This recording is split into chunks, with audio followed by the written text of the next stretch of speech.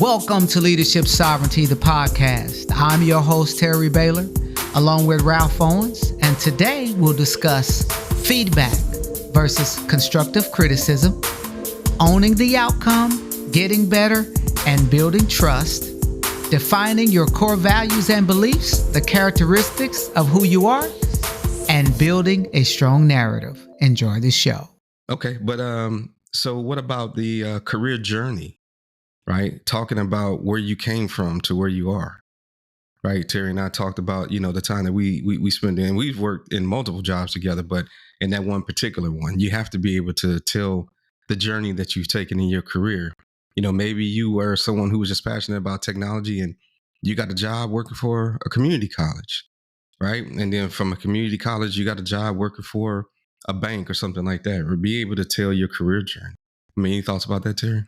Yeah, I'm going to tie that into the next one, right? Because here's the deal. And Ralph, I'm key on words, man. And my wife and I were talking about this the other day.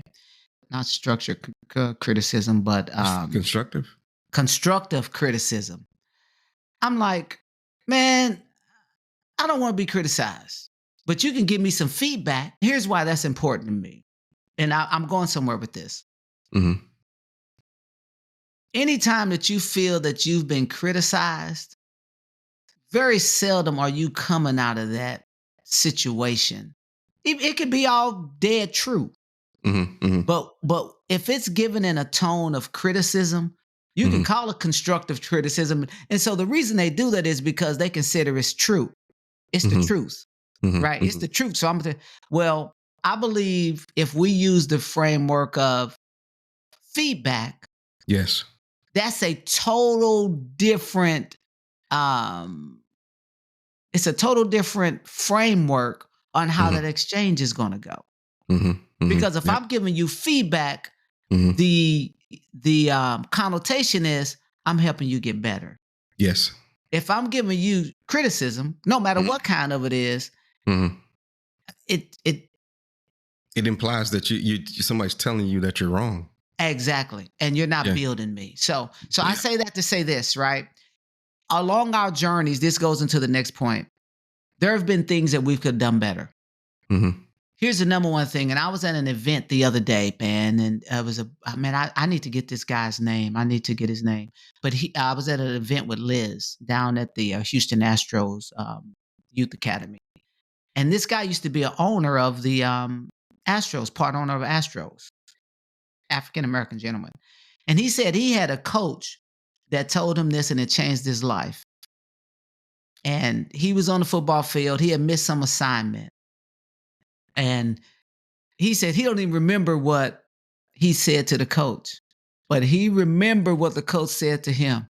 And the coach told him, excuses are for losers. But what he meant by that is this, own it. If you did it, just own it. Hey, my bad. Yeah. I missed it. Yeah.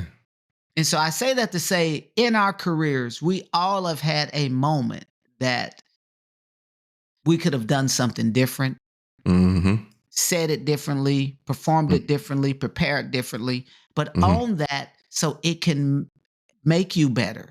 Yeah. Right? And don't shy away, because here's the deal. The reality is there was only one perfect man on this world. That's and right. If you go into an interview or a situation that said that you've done it all right every single time, I'm like, I can't trust this guy. I can't trust this young lady. That's exactly right. That's the point I was going to add, is that most people who are looking to interview or leaders, they will respect you if you own what you did wrong. Right?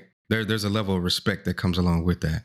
If you try to act like you're perfect and you don't do anything wrong, you become highly suspect. Yeah. And it's hard to trust a person like that because we've all made our mistakes. Ralph, we always say this, right? Look, there are only two outcomes. We either win or learn. That's it. Yeah. There is no lose. We win or learn. Okay. So awesome. All righty. Again, this is all in building your story, right? So we want you to build your personal narrative, understand who you are. This is kind of digging deep and, just exploring, you as a person. what are your values and your beliefs? Mm-hmm. Right? What's at the core of who you are? Mm-hmm. Yeah. Right? Yeah. Some people are just naturally kind. They're just that way. Some people are naturally, I'm just gonna go out here and dig these ditches, and I'm not stopping until every ditch is dug. Right? Mm-hmm. They're just Yeah. hard workers. Right? Yeah. Some people have a knack for economics. That's just, you just love that. Right? Who Mm-hmm. are you? What is at the core of who you are? Right? Mm-hmm. Some Yeah. people just exude grace. Right? Yeah. Some people exude empathy. Some people Yeah. exude encouragement.